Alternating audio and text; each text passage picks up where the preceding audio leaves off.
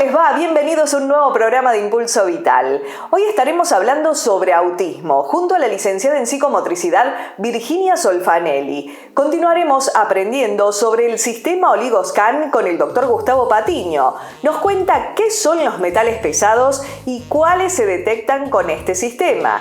Y el bioquímico Néstor Curto nos dará más recomendaciones para la correcta preparación y extracción de muestras para análisis clínicos. Quédate con nosotros. Así comienza Impulso Vital. El autismo es una condición del neurodesarrollo. Terapeutas sostienen que no es una enfermedad ni un trastorno, aunque siga figurando así en algunas definiciones. Lo cierto es que cada vez tiene más incidencia en la población. Actualmente, 1 de cada 44 personas tiene autismo, cuando hace 10 años era 1 de cada 67. Para saber más sobre este tema, hablamos con la licenciada en psicomotricidad Virginia Solfanelli, terapeuta acreditada para la aplicación del instrumento diagnóstico ADOS-2. La verdad que yo también agradecida de que me hayan convocado a hablar de esto, porque es algo que si lo vivimos de consultorio puertas adentro nos sirve. Necesitamos hablar más de autismo para convertirnos en una sociedad más inclusiva, no solamente de las personas con autismo, sino de todas las diferentes formas de funcionar de las personas. Puntualmente, el autismo es una condición del neurodesarrollo. Fíjate que decimos condición y no trastorno ni enfermedad, como veníamos escuchando hasta hace un tiempo. El autismo no es una enfermedad y tampoco es un trastorno. Así lo venía. A ver, ustedes lo van a ver en la teoría, o lo van a encontrar, a ver si buscan en Google, que es lo que hacemos las personas hoy en día. Lamentablemente acudimos a Google, ¿qué va a aparecer? Digo lamentablemente porque es muy amplio y pueden aparecer muchas cosas que nos pueden confundir, pero por eso está bueno que hablemos de esto y aclaremos algunos conceptos. Hoy lo vamos a encontrar así, como trastorno del espectro del autismo. En la comunidad científica que trabajamos con las personas con autismo, hoy intentamos cambiar la mirada y con eso, cómo nombramos a las personas con autismo y cómo se nombran ellas mismas, como desde una condición. Si es una condición, es características con las que la persona con autismo nace, se desarrolla, crece y vive toda su vida.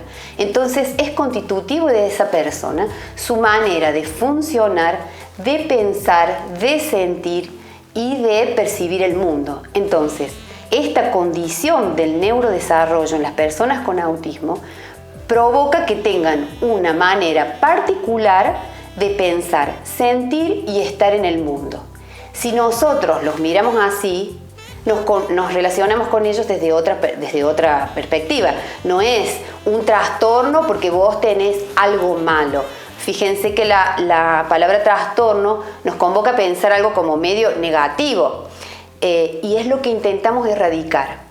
Insisto, hoy en la bibliografía está así, trastorno del espectro del autismo. Esta palabra espectro, que también la verdad que no es una palabra tan feliz, pero nos ubica en que encontramos mucha variabilidad de características en las personas con autismo, y que en el espectro tenemos personas con muchos más desafíos en las áreas que afecta el autismo, que ahora las podemos mencionar, y personas con muchos menos desafíos. Por eso es un espectro bastante amplio. Bueno, y esto no importante, que es del neurodesarrollo, viene con la persona, no tiene que ver con el ambiente, con la alimentación, con aquello que hace muchos años se creía es culpa de la mamá, es culpa de las cuestiones de crianza. Sí afectan, pero no son las causantes de. Entonces, bueno, esto tenerlo en claro es importante. ¿A partir de qué edad se puede detectar el autismo? Bien, tenemos alertas del desarrollo a partir del primer año de vida. Ya podemos encontrar algunas alertas del desarrollo que nos hacen sospechar de que algo está pasando. Esto que yo digo alerta, o lo que llamamos nosotros luces amarillas, justamente es una luz amarilla porque no es ni roja de no hacer o verde, lo dejo y listo, que pase, sino que el alerta me convoca a detener, pensar, analizar y ver qué pasa y buscar una consulta. Entonces, si nosotros nos ponemos a ver estas alertas en el desarrollo, que nos dicen, insisto, que algo está pasando, no necesariamente que tenga autismo, ¿no es cierto? Entonces, hacemos la consulta y si vos me preguntas a partir de qué edad ya podemos hablar de que la persona tiene una alta sospecha de autismo, a partir de los 2 años, ya yo tengo pacientes que a partir de los 2 años ya detectamos una alta sospecha. No es errado el diagnóstico todavía a los 2 años porque el desarrollo tiene mucho por hacer todavía en la vida de ese niño. Por eso hablamos de qué tanto sospechamos. ¿Para qué nos sirve esto? Para empezar a actuar y darle, como dije recién, los apoyos necesarios. Entonces, hablando de los alertas, por ejemplo, una de las características que podemos mirar en las alertas del desarrollo es la mirada del niño. ¿Cómo usa la mirada? Cuando canto, me mira. Cuando le estoy hablando y le estoy cambiando el pañal, me mira. Cuando me acerco en la cunita y le quiero hablar, está mirando para otro lado, busca mi cara para mirarme. Bueno, a los 12, antes de los 12 meses, esto de que el niño sea evitativo con la mirada ya es algo que nos puede hacer dudar. Después, a los 12 meses, al año de vida, una característica también que yo le pregunto a los papás es si el niño señala. El señalamiento con el dedo índice es una habilidad comunicativa pura que tiene que ver con el pedir, el buscar a otra persona para que me ayude a algo que yo quiero. Quiero alcanzar tal cosa, señalo porque todavía no tengo lenguaje, señalo y pido. Eso es un gesto comunicativo que debe estar a los 12 meses. Si no está, también es algo que nos puede hacer sospechar. Otra cuestión de los 12 meses, importante para tener en cuenta para detectar o para estas señales, es la respuesta al nombre. Esperamos que a los 12 meses el niño responda su nombre. La respuesta al nombre es que cuando yo lo llamo por su nombre, se dé vuelta hacia la fuente que lo está llamando. Esa es una respuesta al nombre completa. Otra cuestión a tener en cuenta, bueno, por supuesto, es las cuestiones vinculadas al lenguaje. Voy a ir acompañando a mi hijo en la adquisición del lenguaje, si balbucea, si no, cuándo dijo las primeras palabras. Esperamos ya que a los 2 años ya tengan un caudal importante de palabras y que las usen para comunicarse. Entonces, eso también es una alerta. Otra es que a los 18 meses más o menos ya esperamos que el niño pueda mostrar objetos. Entonces yo les pregunto a los papás, ¿su hijo le muestra objetos que son de su interés para compartir el interés? Bueno, eso también nos puede servir para que nos señala algunas alertas del desarrollo y hacer la consulta con el pediatra. Solemos encontrar desafíos en lo que es la sensorialidad, que hay una respuesta aumentada en los sentidos, ya sea a sonidos fuertes, a cuestiones del tacto o a olores. Entonces, nosotros observamos que hay una respuesta exagerada a algunos sonidos comunes en nuestro hijo que nos llaman la atención, una respuesta muy aumentada a tal vez el ruido de una licuadora o del lavarropas. Entonces, eso también tiene que ver con la capacidad, con la forma de sentir de las personas con autismo, con una alta sensibilidad. Entonces, también nos puede ayudar. Además, también les pregunto a las mamás a veces cómo es el juego de su hijo, cómo observan que juega, porque podemos decir, bueno, juega, pero preguntarnos cómo juega, cómo manipula los objetos. Si mi hijo tiene un juego repetitivo y muy estructurado, o que suele querer apilar los objetos o alinearlos de manera repetitiva y no encuentro otras instancias de juego un poquito más creativo, también puede ser un signo de alerta que me lleve a tomar la decisión de hacer la consulta con el pediatra. Y quiero aclarar una cosa importante. Esto de las alertas nos ayudan a actuar y a hacer una consulta. Lo que no significa que si yo encuentro algunas de estas alertas en el desarrollo de mi hijo o de la persona, significa que tenga autismo. Esto son alertas, empezamos a buscar la consulta para ayudar al niño en lo que necesita. Después veremos hacia dónde va el desarrollo y cómo vamos a atravesar la etapa diagnóstica. Tras la pausa, seguimos aprendiendo sobre autismo. Centro de Oftalmología Avanzada del Dr. José Luis Bulacio, referente nacional e internacional con más de 30 años en la zona, alta complejidad en diagnóstico y cirugía láser, trasplante de córnea, oftalmopediatría, 10 especialistas en permanente actualización. Atendemos obras sociales. John Kennedy 229, Jesús María. Ortopedia Centro, confección de plantillas personalizadas en 24 horas. Incluye baropodometría computarizada sin costos y sin turno previo. Consultorio ortopédico, anexo pedicuría y linfodrenaje pédico. Venta y alquiler de artículos ortopédicos. Julia Roca, 165.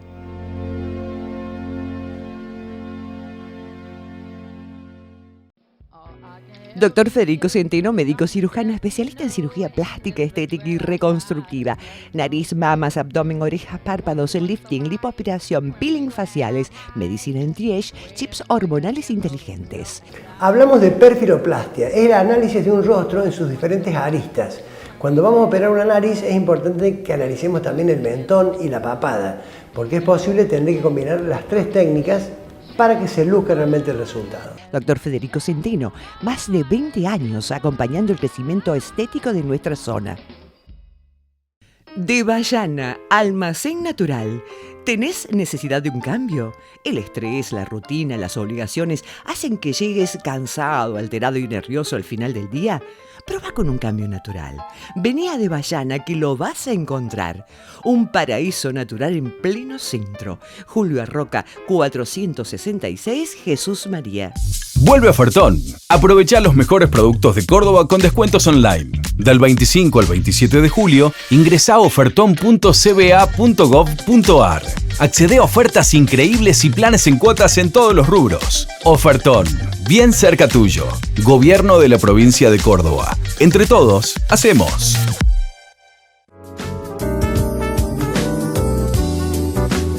Continuamos hablando de autismo con la licenciada en psicomotricidad Virginia Solfanelli. En este caso le preguntamos, ¿son violentos o agresivos? Eso es algo que a mí me duele cuando me dicen esto, ¿no? A ver, qué violento, qué agresivo, que empezamos a etiquetar los comportamientos de las personas con autismo en función más de lo que observamos que de lo que empatizamos. Por eso es importante esta instancia de conversar, hablar sobre el autismo, formarnos. No todos tenemos por qué saber qué es el autismo, no es eso lo que tenemos que saber, sino preguntarnos, buscar información y principalmente no vincularnos esto ya como con un prejuicio de ay, me dijeron que es autismo, que es autista, seguramente que es violento, cuidado. Y ahí aparecen en mí todas las creencias que a mí me generan ver a alguien que no funciona igual que yo o que no funciona igual que todos. Entonces ya, ante un funcionamiento diferente, ya le ponemos esta etiqueta de creencias nuestras, raro.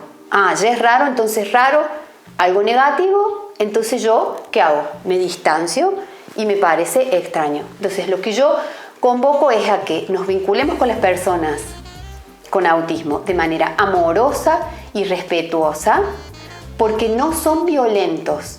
La violencia o la agresividad también, que circula esto, ay, son agresivos, no es una condición inherente a la persona con autismo.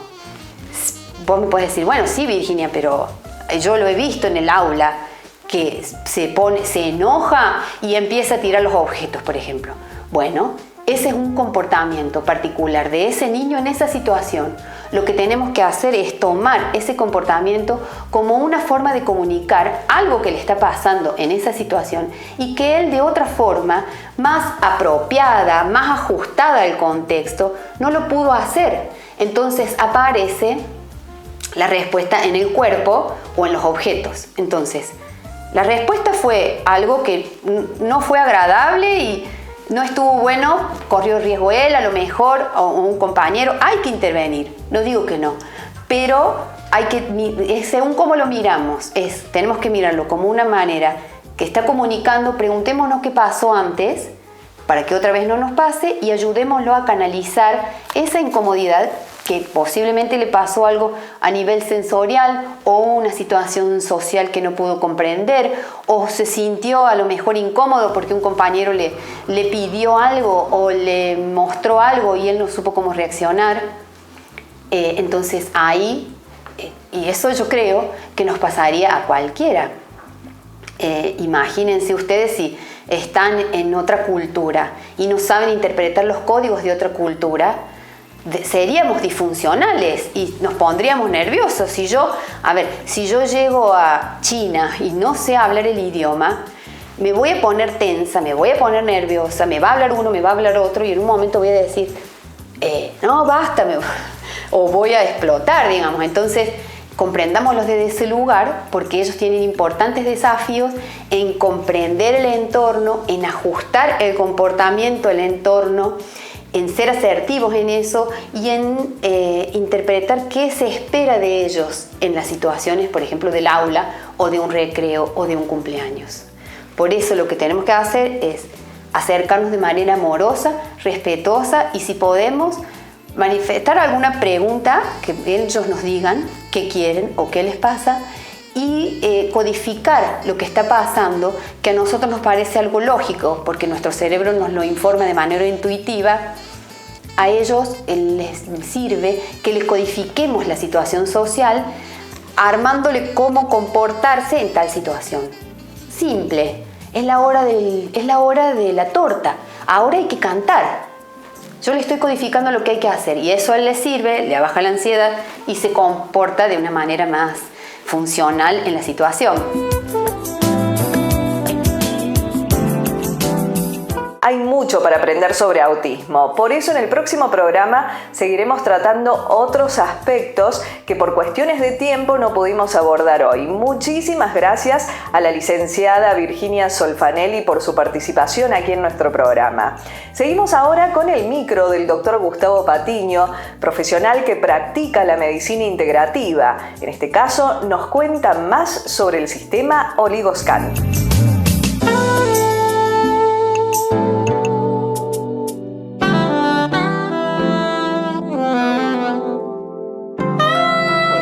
Los minerales son sustancias donde el cuerpo las utiliza, como puede ser el magnesio, el selenio, manganeso, bueno, el hierro es otro tipo de mineral, donde el cuerpo los incorpora y son muy necesarias para formar cadenas enzimáticas o rutas metabólicas. Por ejemplo, puede ser el cromo para la glucosa, puede ser también el hierro para la anemia, para que la gente más o menos entienda qué son los minerales y los oligoelementos. Entonces, los metales pesados muchas veces cuando ingresan a nuestro cuerpo por vía inhalatoria, por perfumes, por cremas, por ingestas o por dieta, muchas veces gente que come hace una dieta de pescado azul. El pescado azul, por ejemplo, se debe tener mucho mercurio.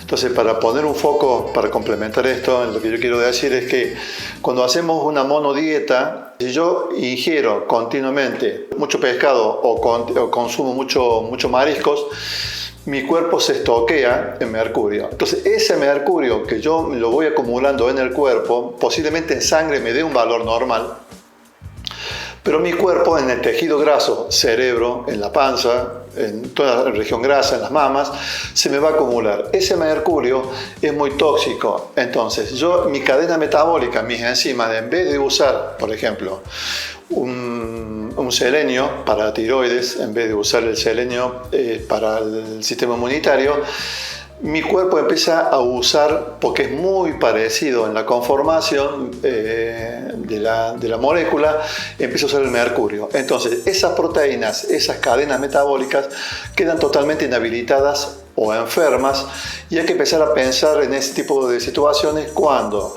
yo tomo una medicación y veo que no mejoro. Tomo la medicación y no mejoro. O sea, yo siempre doy mucha importancia a la parte emocional, pero bueno, la parte química, que esta es muy importante. Entonces, como yo sugiero a los pacientes, cuando uno, haciendo siempre lo mejor que supo hacer o lo que más sabe como médico o como nutricionista, se encuentra con que hay un bloqueo, hay que pensar en estos tipos de relaciones de metales pesados con minerales.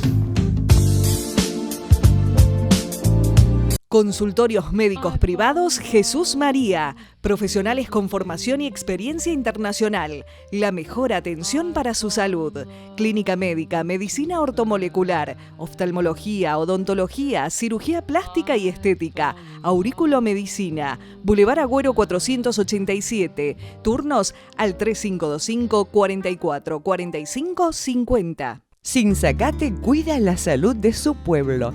Centro de atención primaria con medicina general, pediatría, ginecología, obstetricia, traumatología, odontología, protesista dental, análisis clínicos, enfermería, vacunatorio, nutrición, kinesiología, psicología, psicopedagogía, fonoaudiología, prevención y promoción de la salud, asesoría legal en violencia familiar.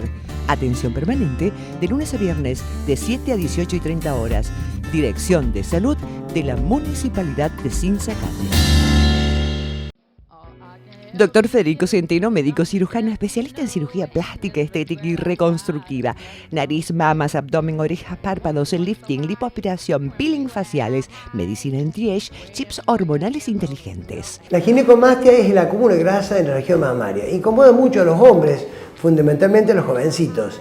Pero realmente por técnicas relativamente sencillas, de corta duración, podemos resolver el problema en cirugía plástica. Doctor Federico Centeno, más de 20 años acompañando el crecimiento estético de nuestra zona.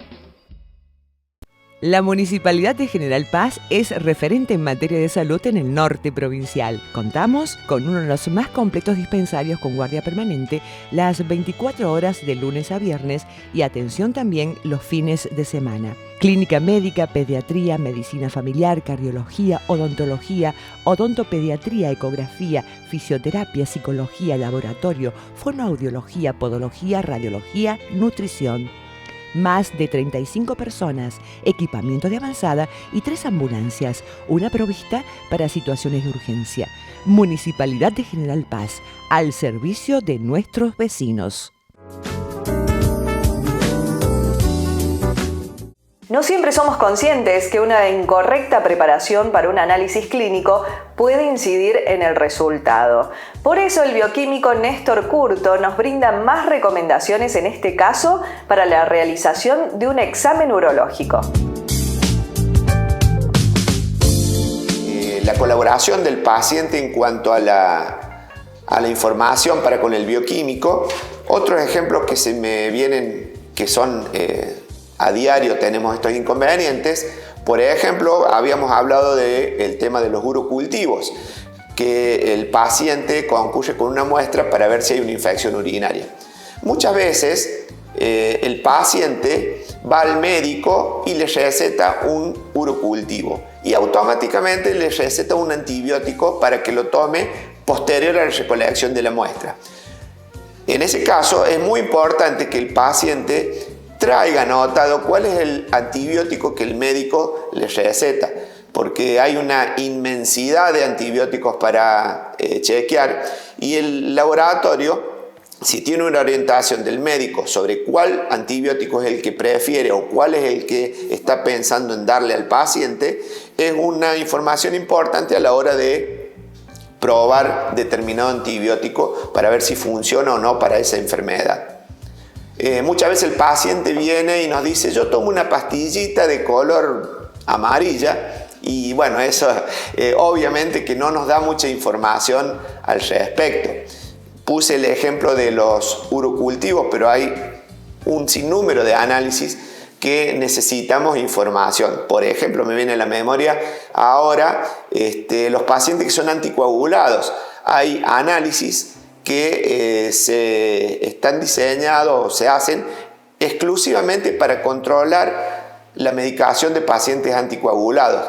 Entonces es una buena práctica que el paciente concurra al laboratorio con la información de qué medicación está tomando, en qué dosis.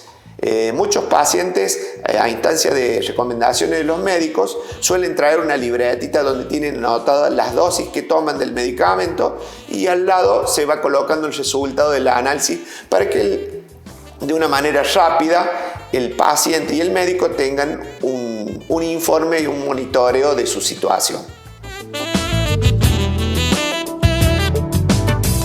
Llegamos así al final de nuestro programa, agradeciendo ahora la indumentaria de Delfina Perret Uomo, Dona y Bambino en sus locales Colón 73 y Tucumán 527. Les recordamos las vías de comunicación, el WhatsApp 3525-551-518, Facebook e Instagram nos encuentran como @ImpulsoVitalTV. Pueden ver los programas completos en la plataforma de YouTube, allí se suscriben de manera gratuita en nuestro canal. Nos volvemos a encontrar dentro de 7 días para compartir más temas de salud aquí en Impulso Vital.